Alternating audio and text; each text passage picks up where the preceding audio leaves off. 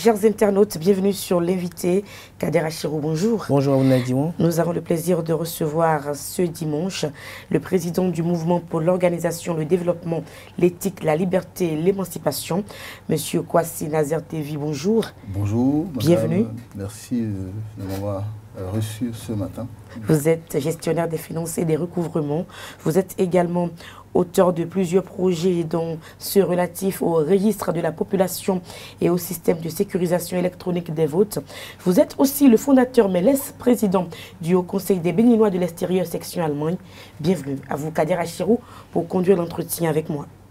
Bonjour à nouveau Nadiouan, chers amis internautes, bonjour. Bonjour à vous Kwasi Nazer Tevi. Vous êtes le président du mouvement Modèle. Alors, vous êtes un mouvement politique. Depuis le 6 avril 2016, le Bénin a connu un nouveau commandant en chef qui est le président Patrice Talon. Alors, comment appréciez-vous la gouvernance de ce président? Merci de m'avoir donné l'opportunité de m'exprimer sur cette gouvernance actuelle. Enfin, merci d'ailleurs de m'avoir reçu. Merci à tous vos téléspectateurs qui comprendront qu'il y a aussi une autre façon de gérer. Et c'est certainement ça que le président Talon est en train d'imprimer chez nous au Bénin. C'est vrai que tout changement apporte un peu de réticence. Et le président Talon, depuis son projet, je pense que beaucoup ont été acquis à ce projet. Et ensuite, il y a eu le PAG. Moi, j'étais en Allemagne, à Munich. Quand je l'ai suivi, enfin, ça m'a donné un tic. Enfin, je me suis dit, voilà, il y a un changement, notre pays va se métamorphoser. Mais si on revient en arrière, le président Patrice Talon, au cours de sa campagne, avait parlé déjà des réformes, beaucoup de réformes même, comme si c'était un gouvernement, si ça devrait être un gouvernement de transition. Même le jour où il a prêté serment, il a dit clair et fort qu'il allait procéder à des réformes importantes. Donc moi, ça ne m'étonne pas si cela se fait et que ça inquiète beaucoup. Parce que vous savez, l'homme que nous sommes, quand nous avons une certaine habitude, nous n'aimons pas la quitter. Surtout quand il y a beaucoup plus de facilité et qu'on nous ferme cette voie, on a enfin des difficultés. Je comprends aisément tous ceux qui se plaignent, mais je leur dis que les réformes, ce n'est pas toujours une mauvaise chose. Au début, c'est dur, ce n'est pas facile, parce que nous l'avons connu en Allemagne, avec notre chancelier, notre ex-chancelier Gerhard Schröder, qui s'était sacrifié. D'abord, il avait fait son mandat, il a fait son second mandat, il s'est sacrifié totalement pour des réformes. Parce qu'il savait déjà, il a déjà compris que la crise, il y avait une crise qui était en train de s'annoncer, donc il fallait prendre des dispositions qu'il faut. Bon, maintenant, c'est ce qu'il a fait, et c'est ce qui a fait aussi qu'il a perdu le pouvoir, mais c'est après que tout le monde a commencé par comprendre évidemment, le fond du travail qu'il a été fait. Même les Français, lors des élections, ils disent souvent, regardez l'Allemagne, regardez ce que Gerhard Schröder avait fait. Il avait vraiment été courageux et mené des réformes. Alors, si on comprend que des réformes peuvent donner des fruits demain, je pense que je demanderai aux Béninois de donner du temps au président Talon pour qu'il puisse opérer effectivement ces réformes, parce qu'il ne fait pas ça pour lui, il le fait pour la nation. Tout ce qu'il va réaliser derrière ça, il ne va pas l'emporter même. Le président Yahibouni a fait beaucoup de travail dans ce pays avant que ça ne change. Bon, je ne sais comment, je ne peux pas l'expliquer. Moi, je le respecte, je respecte tous les présidents que nous avons eu, parce que ce n'est pas aussi simple que ça de diriger un pays qui n'a pas de l'or, qui n'a pas de réserves minières qui puissent lui permettre d'avoir les coups de franche pour gérer le pays. Il faut faire des dettes, il faut se créer aller chercher des emprunts par-ci, par-là. Et il a fait en son temps, le président Soglo l'a fait, le président Kérékou, le président Yahibouni, mais maintenant donnons un peu de chance au président Talon d'assainir notre finance et de continuer à faire le travail. Moi je vous dis, avec le système de Basel II, ce n'est pas aussi simple que ça en matière de finances, parce que des institutions comme Standard & Poor's vous donnent des annotations qu'il faut. B+, c'est très important. Et quelle note avions-nous avant? Pourquoi est-ce qu'on faisait des emprunts obligataires et autres? C'est parce que tout simplement on n'avait pas la possibilité d'aller vers les institutions financières qui permettent d'avoir des crédits à bas. Alors, Monsieur Tevi, vous qui voyagez beaucoup, est-ce que vous avez l'impression d'ici, aussi bien à l'intérieur qu'à l'extérieur du pays, que le Bénin est sur la bonne voie? Bien sûr, puisque moi, je vous dis, comme je l'ai dit tantôt, je vis dans un pays où j'ai vécu, ou bien je vis encore dans un pays où il y a eu beaucoup de changements et on n'entend pas souvent parler de notre chancelière parce qu'elle n'intervient pas tout le temps à la télévision comme ça se faisait avant. C'est le même, je vois ça de la même façon chez notre président Patrice Talon. Et lorsqu'il voyage, il va quelque part, vous voyez comment on l'accueille. Ça commence par changer réellement et je vois que c'est parce que ces réformes commencent par apporter quelque chose. Le Bénin sera prochainement un pays qui sera pris comme exemple partout dans le monde. En Allemagne, nous avons un club de 4 personnes, ça s'appelle le club des élites. Il y a dedans l'ingénieur Sabinien de Sureau qui était venu contrôler le pont, le 3e pont, avant que le président Keller ne vienne l'inaugurer. Et il était à cette époque-là le président du conseil d'administration de Tuidag là-bas. Et ça ne s'appelle plus Tuidag naturellement. Nous avons M. José-Marie Koussemou. Il est actuellement le directeur d'un grand hôpital. Il était le directeur adjoint. En ce moment, son directeur n'est pas là pendant un bon moment, donc c'est lui qui dirige enfin l'hôpital. C'est quelqu'un qui a aussi une ONG que les gens connaissent bien. Quand vous voyez des gens donner des dons dans le temps, des ministres ou bien des députés, partout, ça vient de chez nous et ça vient de lui en réalité, la plupart. Je ne vais pas dire le tout. Donc nous luttons, il y a aussi mon fils, il est ingénieur en informatique, ingénieur architecte informatique qui a travaillé pour de grands groupes et qui continue de le faire. Et à moi-même, je suis chez MAN, Trockenbus, au siège. Je suis pour les finances et le recouvrement, pour l'Europe et l'Afrique du Nord. Et donc nous essayons de faire tout pour que notre pays puisse être bien vu en Allemagne. Et donc c'est la même chose, je pense que les autres qui sont en France font de même. Et ceux qui sont au Canada comme au Japon, même en Chine, ils font de même. J'espère que c'est comme ça que le Bénin sera bien vu. Si nous, on est bien vu, si le président mène la lutte jusqu'au bout. Alors, Nana Dion l'a évoqué tout à l'heure à l'entame de cette émission, que vous êtes porteur de plusieurs projets tels que le registre de la population et la gestion informatique et électronique des élections. Alors, de quoi s'agit-il véritablement, ce projet? En fait, le registre de la population, c'est un projet que nous avions initié depuis longtemps, avant beaucoup de choses, enfin. Comme je l'avais dit tantôt, aujourd'hui je travaille chez MAN, Trockenbus, mais avant, j'avais travaillé dans l'administration allemande. Moi, quand j'étais là, j'ai vu comment est-ce que les choses se passaient. Je me suis dit, mais tiens, je vois comment ce pays est organisé, vraiment organisé. Il y a 3 pays, enfin, le professeur Jan Grutz de Maastricht, il avait tenu plusieurs conférences, il a écrit, il a nommé ces pays des pays siamois qui ont presque les mêmes façons d'organiser leur population et leur administration. Donc moi je l'ai lu, et ça m'a intéressé, j'ai cherché comment est-ce que la Belgique fonctionne, comment est-ce que la Hollande fonctionne et les pays du nord de l'Europe. Vous allez souvent voir que même quand il y a la crise, ces pays sont stables. La petite Belgique, comme par exemple, était resté 541 jours sans gouvernement. Est-ce qu'il s'est passé quelque chose? Mais rien du tout.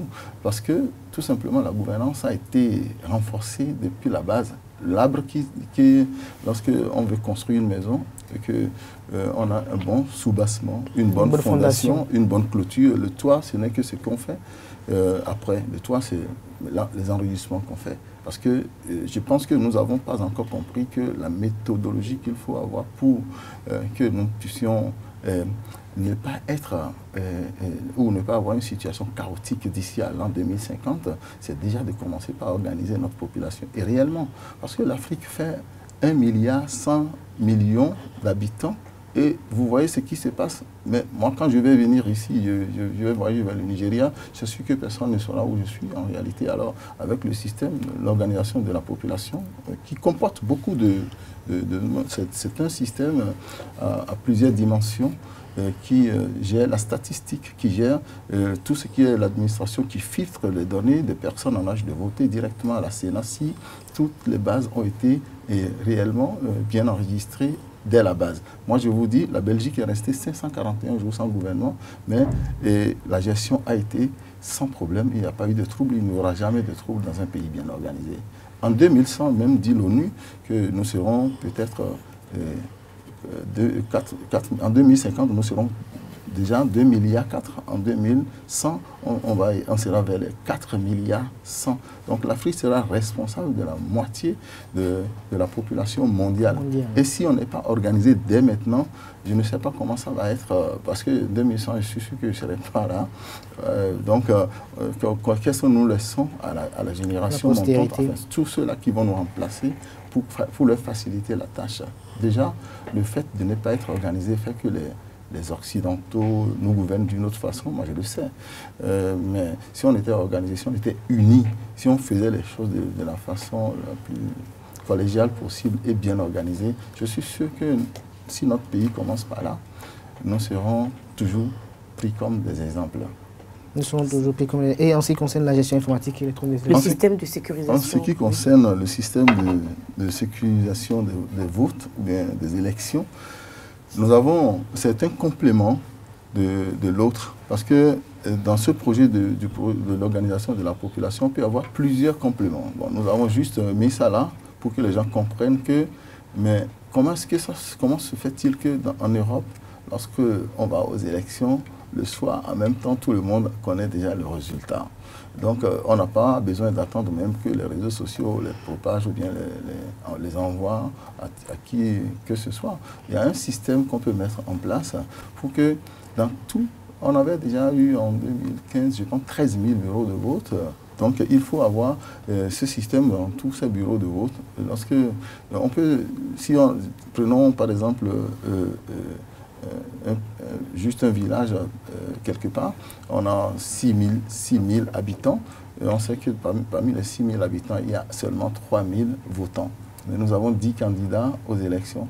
Donc nous allons faire 3 000 bulletins fois 10, ce qui veut dire que nous avons exactement le nombre qu'il faut pour voter. Donc il n'y a pas de tricherie, il n'y aura rien. Mais lorsqu'on vote, ce qui se passe après, bon, je ne veux pas le dévoiler ici, mais seulement que ce qui se passe après, c'est que le vote, ce qui a été compté, le bulletin qui a été compté peut être transmis directement à 3 institutions qui ont les mêmes données. Par exemple, j'avais dit tantôt que dans le système d'organisation de la population, on peut filtrer, le système peut filtrer automatiquement les données des personnes en âge de voter vers la Sénat, la Cour constitutionnelle et puis l'Assemblée nationale. L'Assemblée nationale est juste un échantillon représentatif du peuple.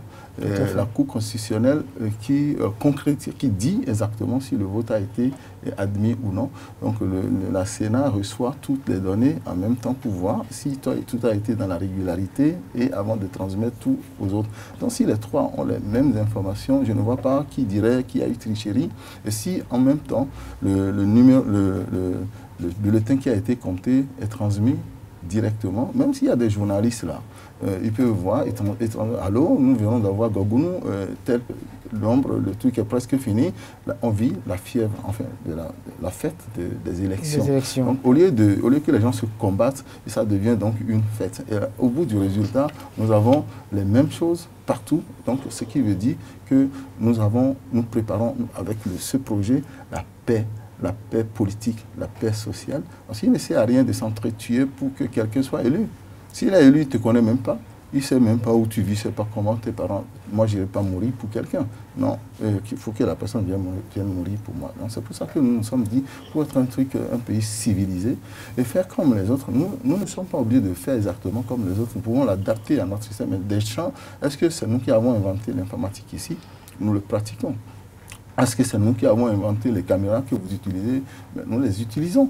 Donc nous pouvons aussi voir chez les autres, ce qui fait que le même jour, quelques heures après la fermeture des bureaux de vote, on connaît les résultats. Pour les élections présidentielles, ce qui fait qu'on dessine la tête de celui qui a été élu, permet à tout le monde de savoir crier partout et de reconnaître que le truc a été régulier. Nous ne cherchons que la régularité des choses.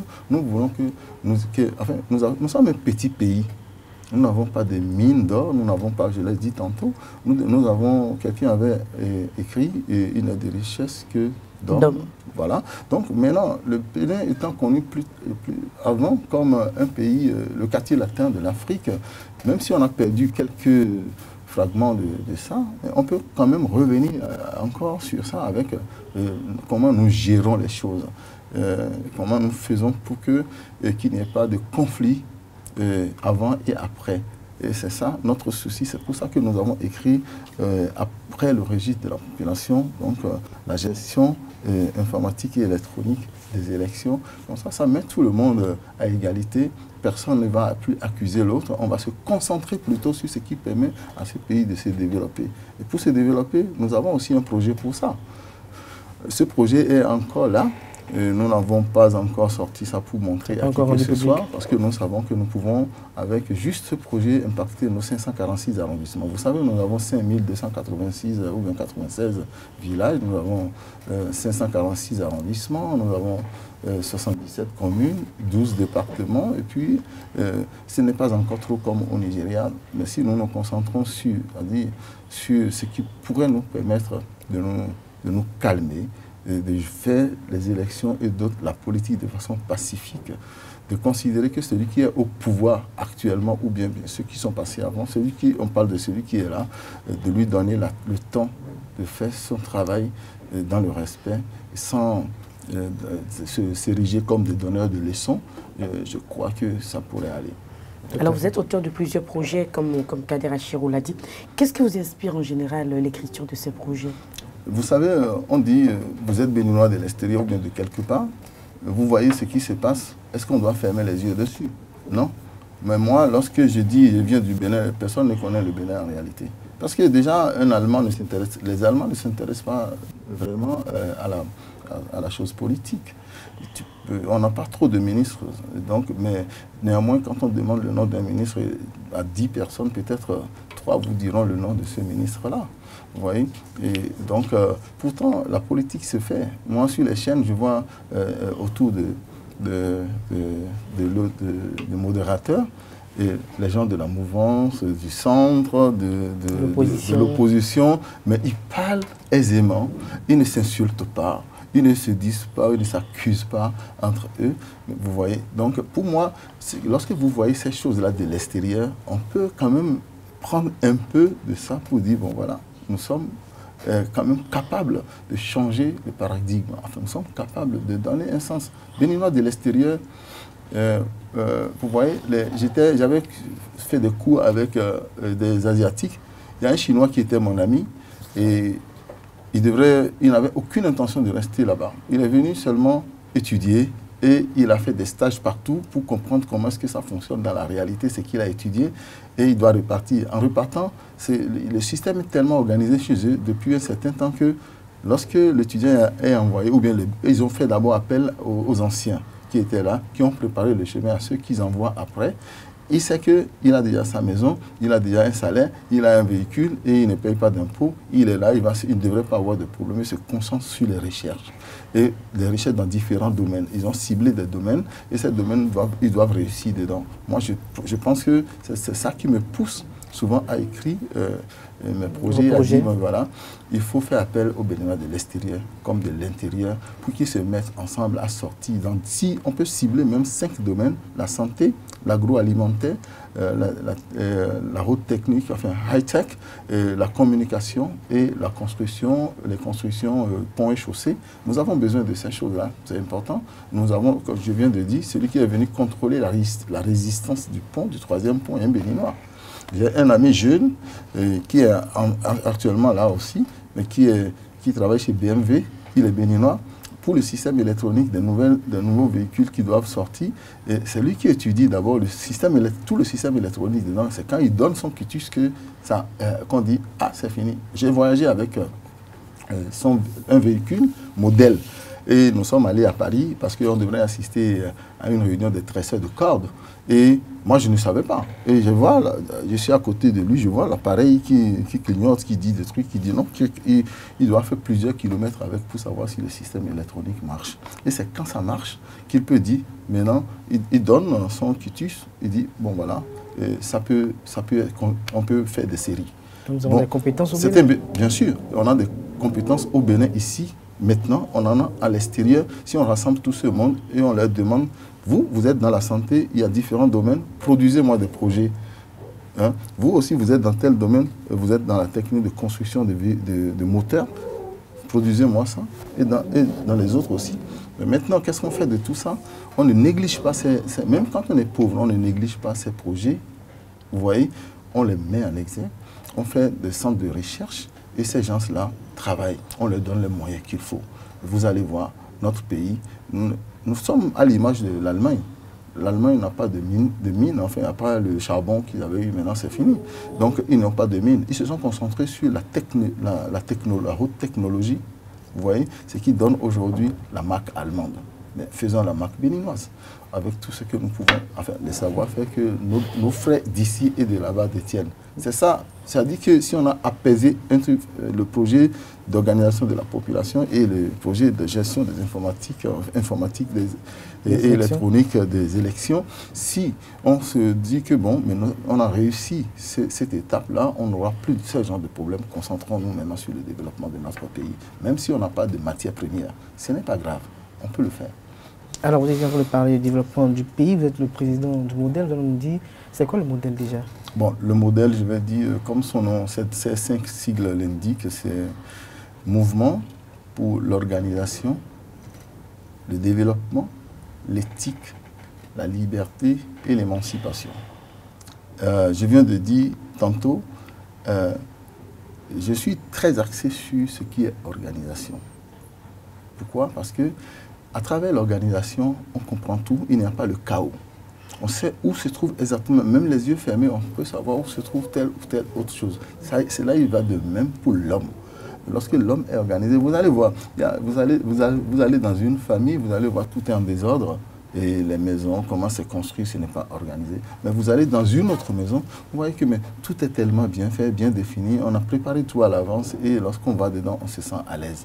Moi, j'aimerais que notre pays soit à l'aise et que la population, surtout la jeunesse, parce que tout ce que nous ferons aujourd'hui, ce n'est pas pour nous, c'est pour demain. Tous ceux qui ont inventé des systèmes, tous ceux qui ont inventé des choses, ils ne sont plus là. Mais nous utilisons, on améliore. La jeunesse va améliorer. Donc nous devons commencer par le faire maintenant. Bon, je veux dire l'organisation, c'est ça. Je venais de parler tantôt de la population, que la démographie de notre pays, de l'Afrique, qu'est-ce que ça va être d'ici 2050, 2100. Mais si on n'est pas organisé à l'avance, on peut... Moi, quand j'avais écrit ce projet, j'avais rencontré le représentant adjoint du PNUD, M. Gilbert Poumang. Et il avait vu ça dans ma main. D'abord, on ne se connaissait pas. On est assis. C'était un 1er août au stade de l'Amitié. J'étais là, j'ai été invité donc, depuis le défilé. Et après, là, lui aussi, il est venu s'asseoir à côté de moi. Il a dit, mais on se présente. On s'est présenté. Il a vu ça dans ma main. Il a pris, il a juste feuilleté, il a lu les premières phrases, puisqu'il a pris une phrase de Humboldt,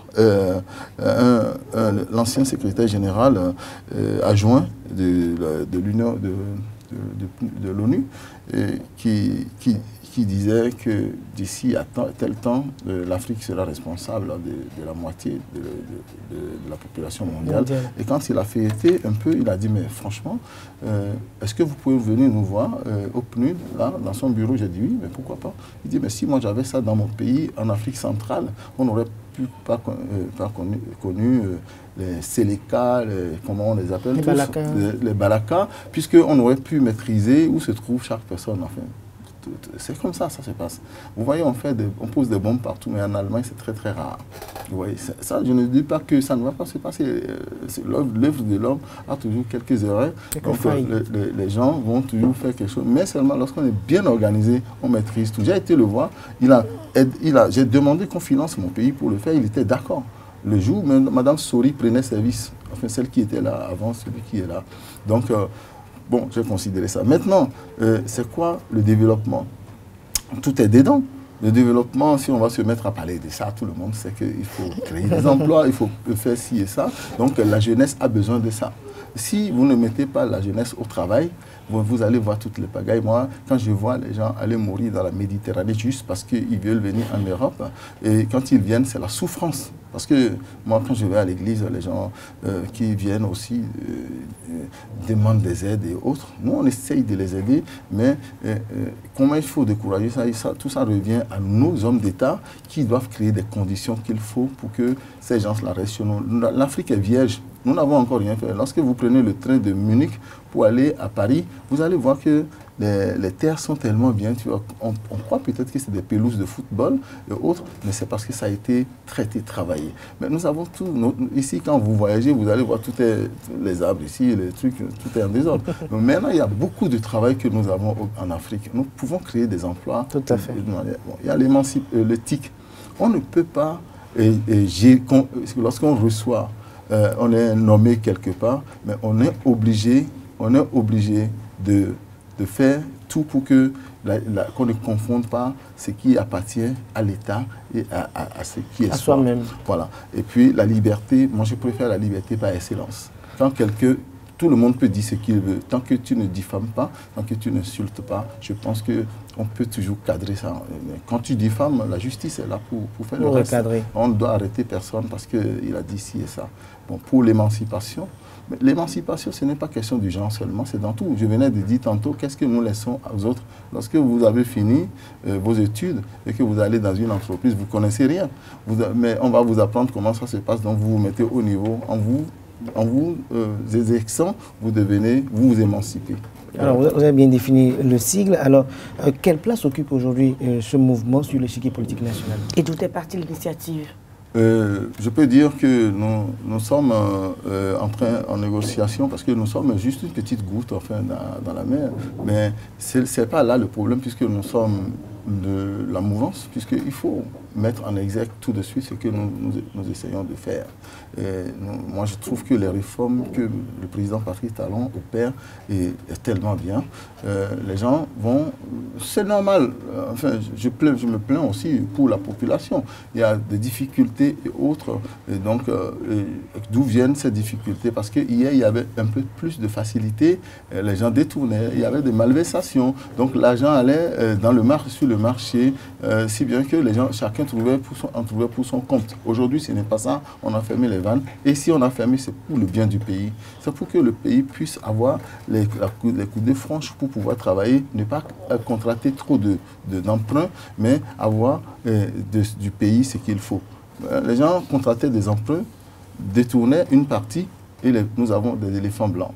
Ça veut dire que le truc n'a pas été fait, l'argent n'est plus là et c'est la jeunesse qui doit payer au lieu de faire tout pour mettre la jeunesse au travail et les femmes au travail parce que les femmes sont conscientes, ce que vous ne savez pas en Allemagne, beaucoup de femmes sont des responsables et quand on leur confie des postes de responsabilité, elles les gèrent encore parfois mieux que les hommes.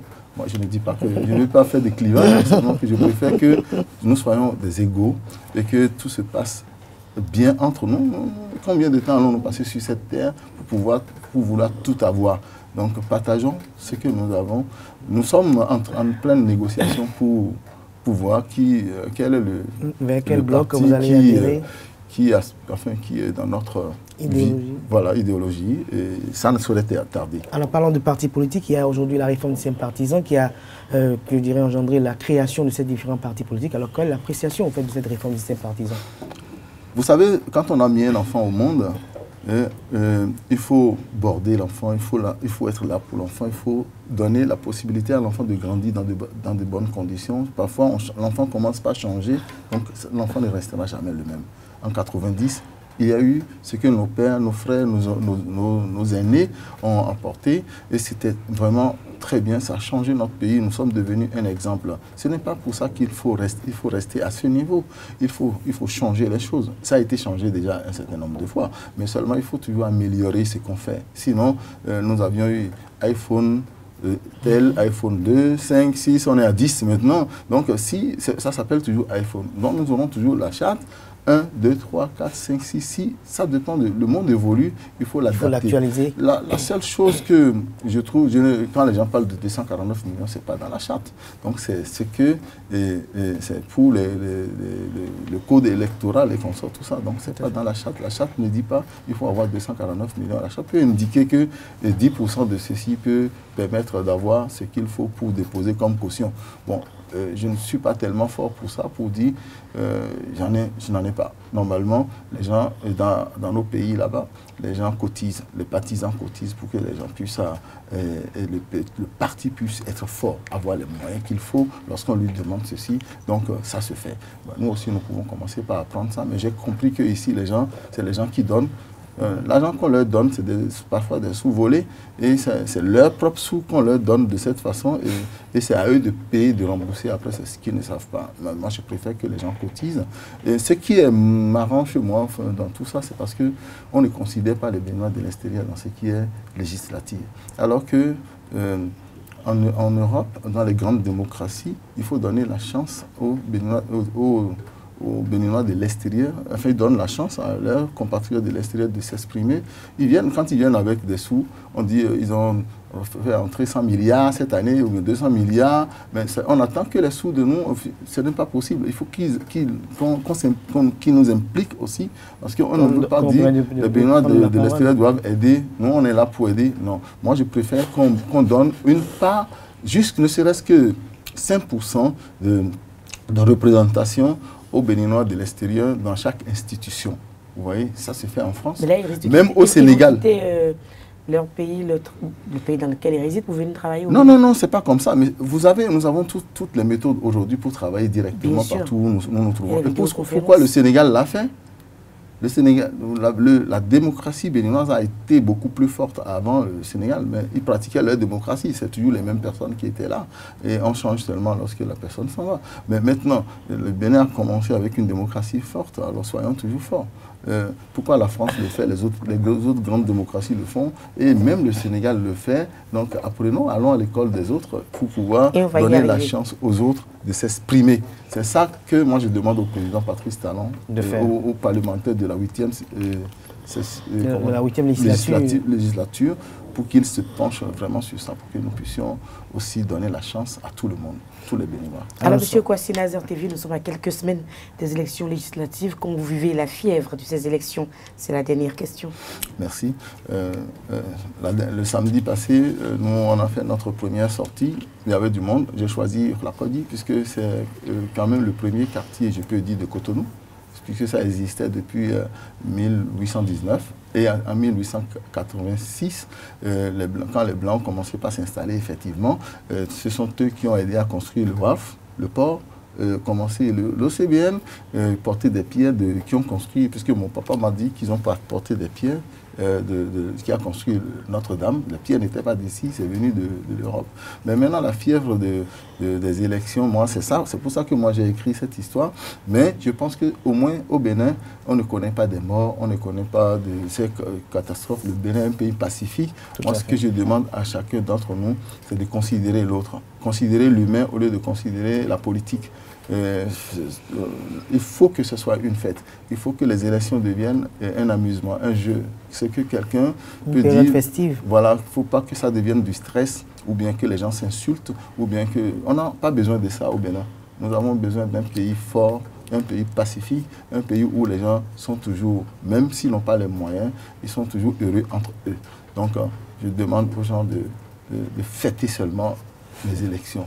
Moi-même, je serai dedans, je viendrai, enfin, puisque je vis dans les deux pays, je suis à cheval entre là-bas et ici, je vis même plus ici que là-bas, puisque mon boulot me permet de travailler partout où je me trouve. Donc, je suis ici, je peux travailler, je peux faire, comme ce que je dis, le Béninois de l'extérieur qui est élu peut travailler avec les autres, partout où il se trouve. Il y a un système pour ça aussi. Donc, moi, je peux travailler, si je suis même à Kamchaka, je peux gérer ce que je gère tous les jours, puisque nous avons des logiciels pour ça. Donc moi, la question, elle est bienvenue. Je veux que les gens supportent le président Patrice Talon avec son PAG, puisque le PAG est générateur d'emplois. Vous voyez les 3 piliers, quand vous prenez les sous-projets qui sont dedans, l'asphaltage qu'on fait,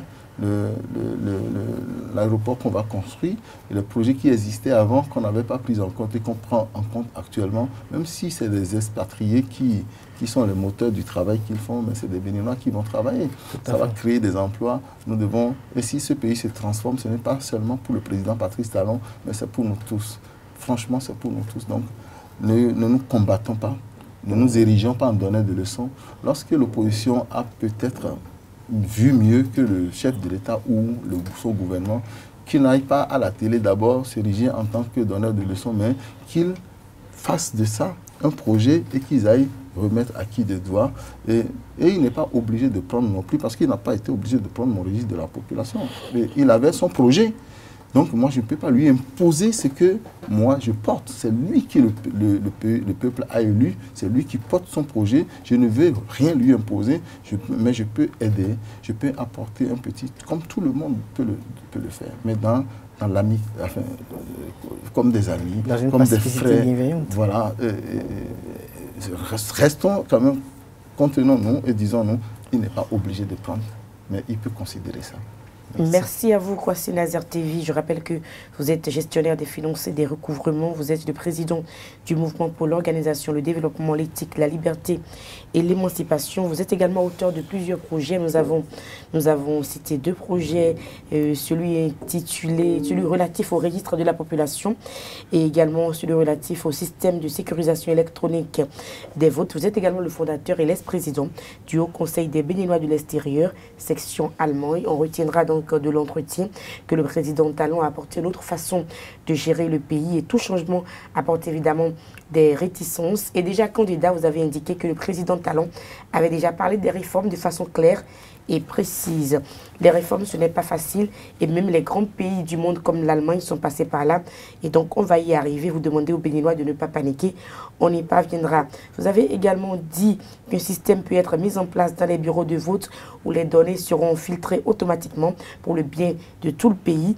Béninois de l'extérieur, vous êtes convaincus que vous pourriez impacter votre pays et il faut faire justement appel aux Béninois de l'extérieur et à ceux de l'intérieur pour construire notre pays.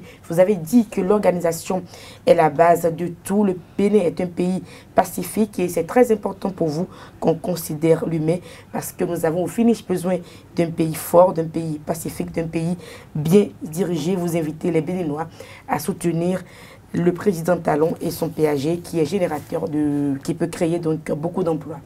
Merci à vous. J'ai essayé d'être fidèle dans le compte rendu. Merci beaucoup. Franchement, ça a été très bien. Le résumé me plaît. Merci. Kader Achirou, merci d'avoir conduit l'entretien avec moi, chers internautes. On se retrouve dimanche prochain avec le même plaisir. Portez-vous bien. Au revoir.